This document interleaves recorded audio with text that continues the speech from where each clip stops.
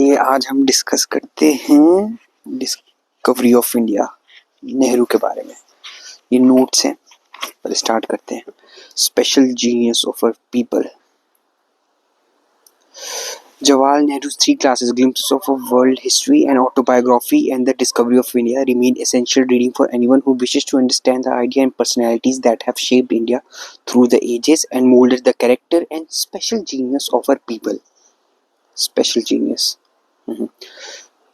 All three books were written while he was in prison during the freedom movement, yet they are remarkable for their absence of bitterness.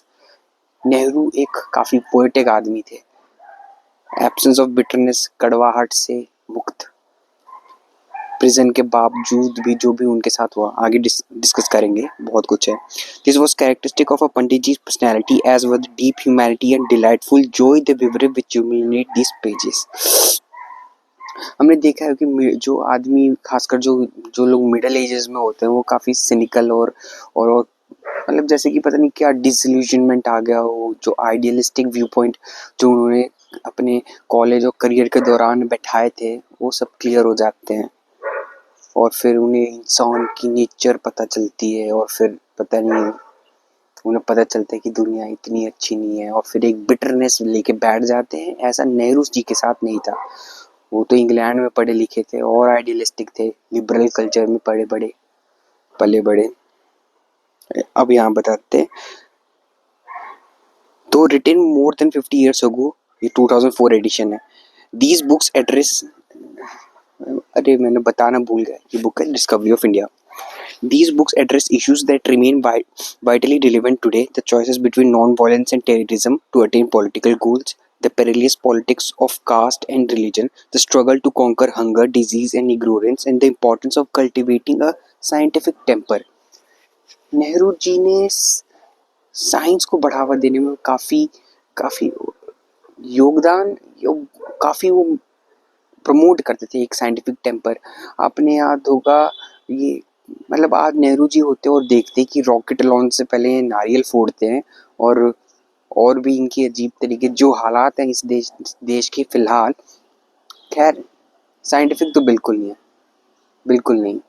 Well, politics में कोई जगह नहीं है इन सब चीज़ों की, आगे बताते हैं।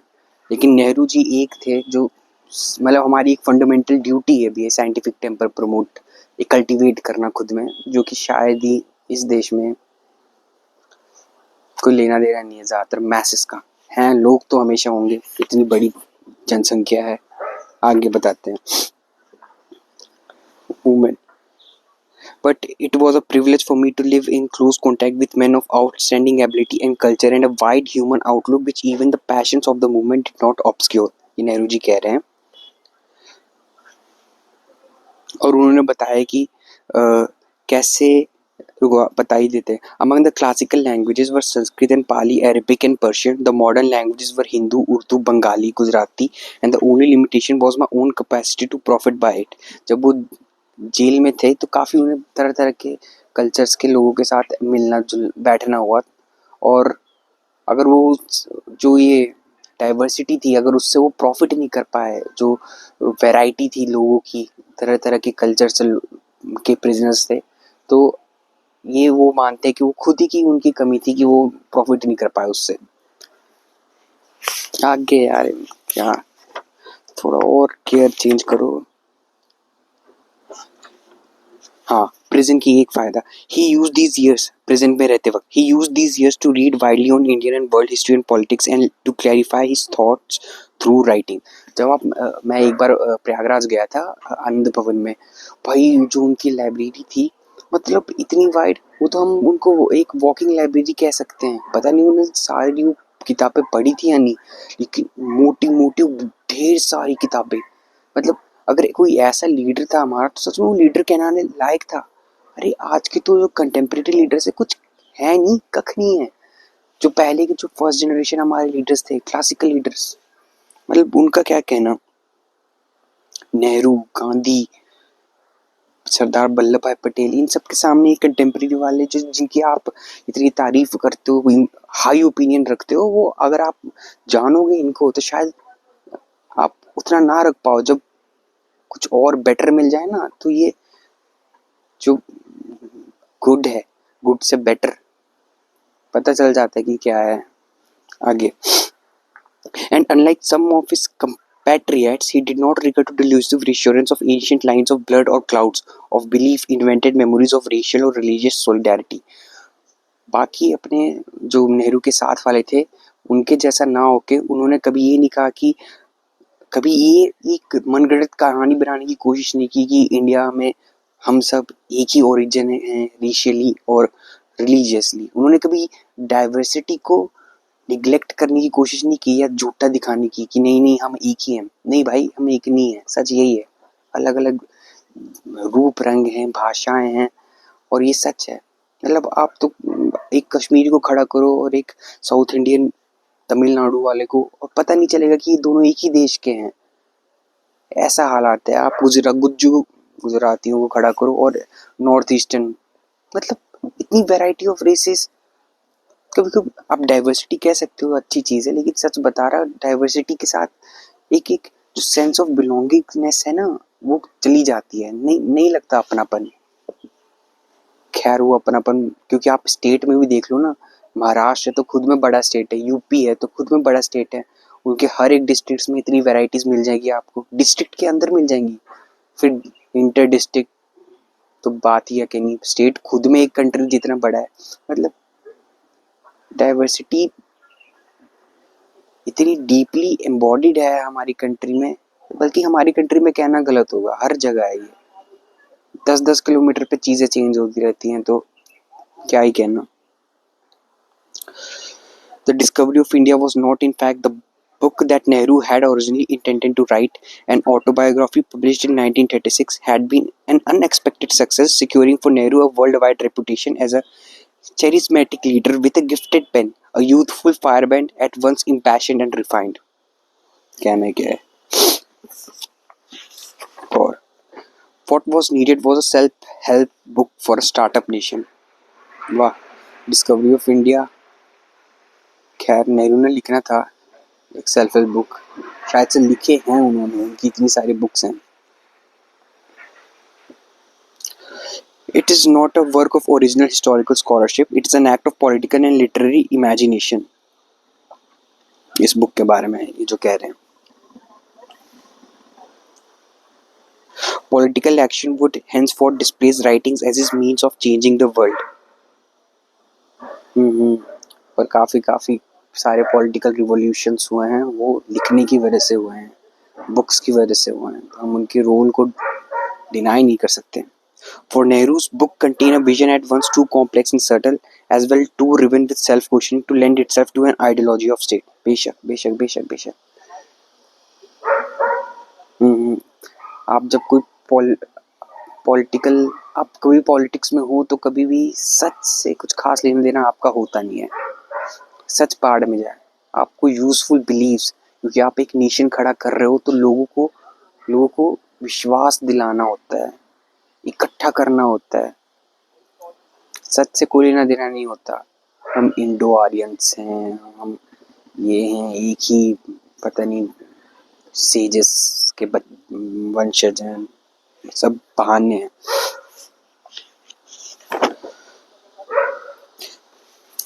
अबे आगे थोड़ा इंपॉर्टेंट है, सुनो.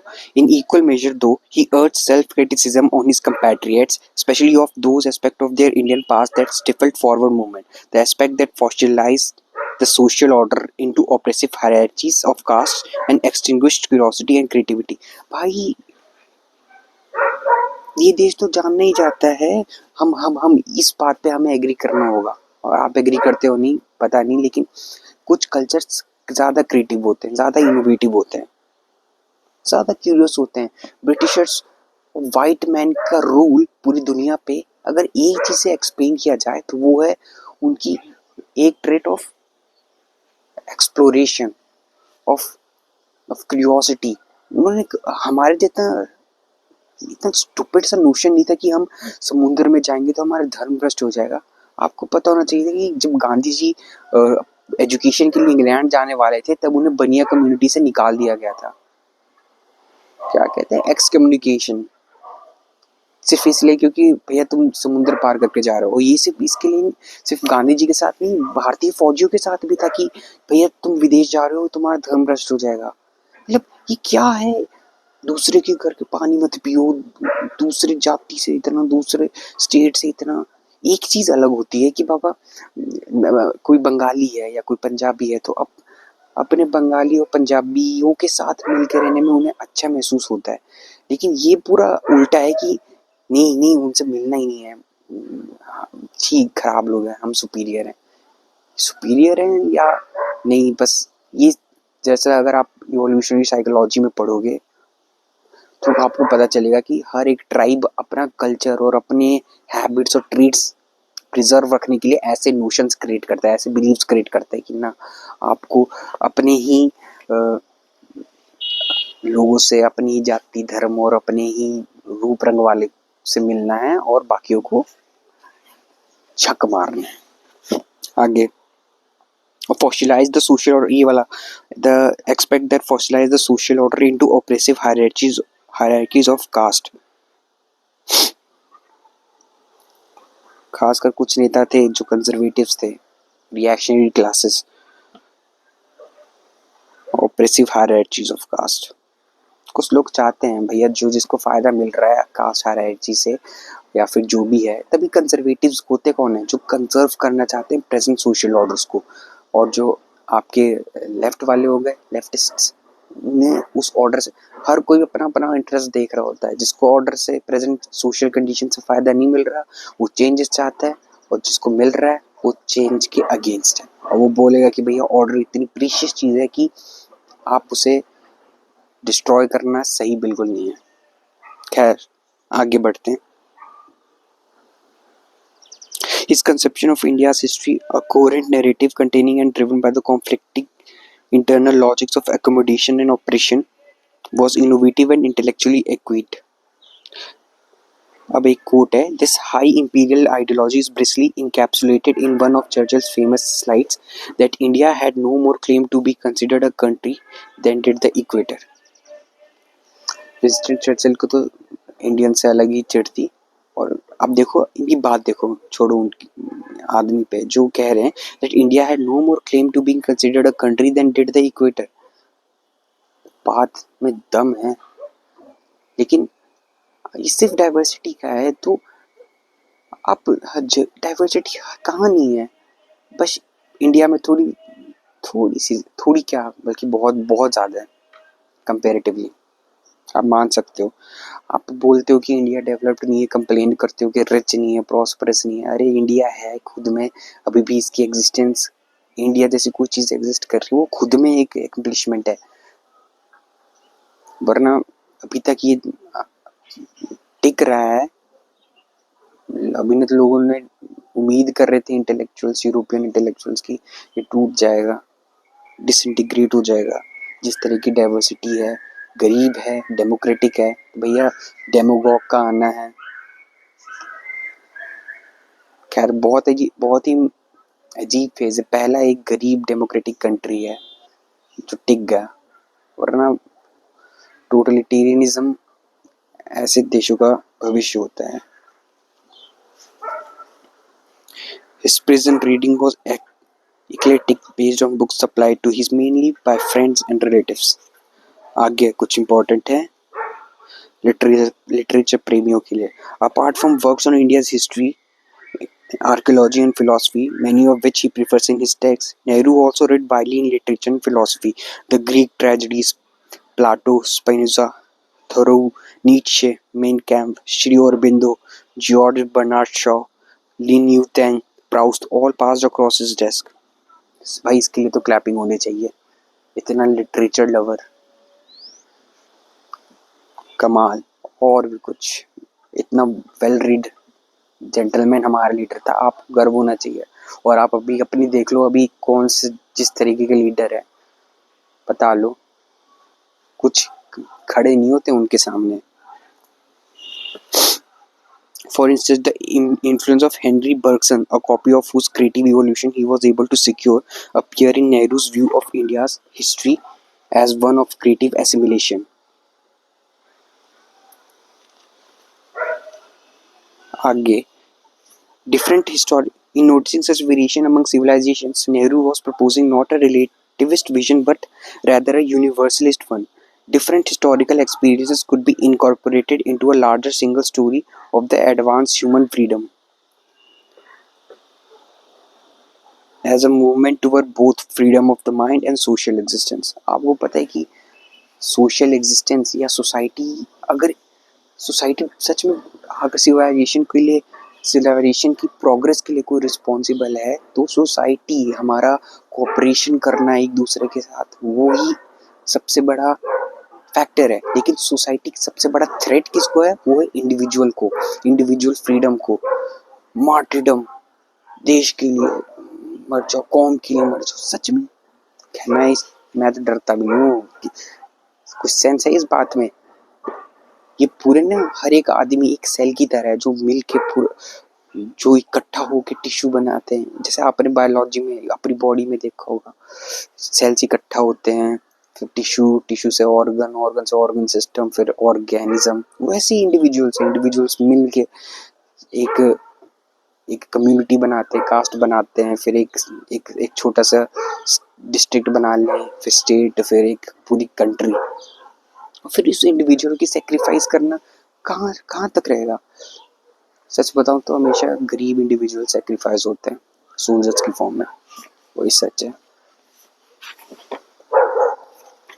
But on the whole, Nehru refuses to clump the intense diversity he perceived among his countrymen into a single mythic entity. His deep commitment was to India as a community of individuals. कभी भी नेहरू ने ये कभी भी diversity को मना करने की कोशिश नहीं की। ये नहीं कहा कि भैया नहीं, हम एक ही हैं, घंटा एक है, नहीं है एक।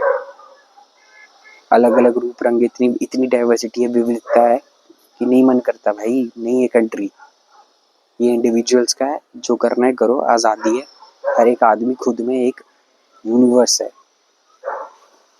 खुद में डाइवर्स सबके बिलीव्स है और सबके ओपिनियंस है। तो मत उसे तोड़ने की कोशिश करो और एक एक एक डब्बे में फिट करने की कोशिश करो कि ये है, वो है, गुज्जू है। पहले बोलते हैं आगे, नेहरू बोलते हैं जनरलाइजेशन होता है, और आगे वो बोलते हैं कि गुजराती लोगों में पता नहीं क्या जेनेटिक एबिलिटी है बिजनेस क्रिएट करने की, और मारवाड़ियों में, सिंधियों में। आगे हम देखेंगे जाटों की काफ़ी तारीफ की है उन्होंने, son of the soil, bravest peasantry। और ये है today as the energies of new generation remake our country, it is more important than ever to re-examine the founding text of modern India, to ask new questions of them, to read them against the grain, and to test their resources in the face of new dilemmas। बस यही था, question करना हर चीज को धीरे धीरे। एक बार में तो करोगे तो हर चीज क्वेश्चन नहीं कर सकते, पर वन एट ए टाइम। फिर आप सीखोगे, सच को जानना सीखोगे।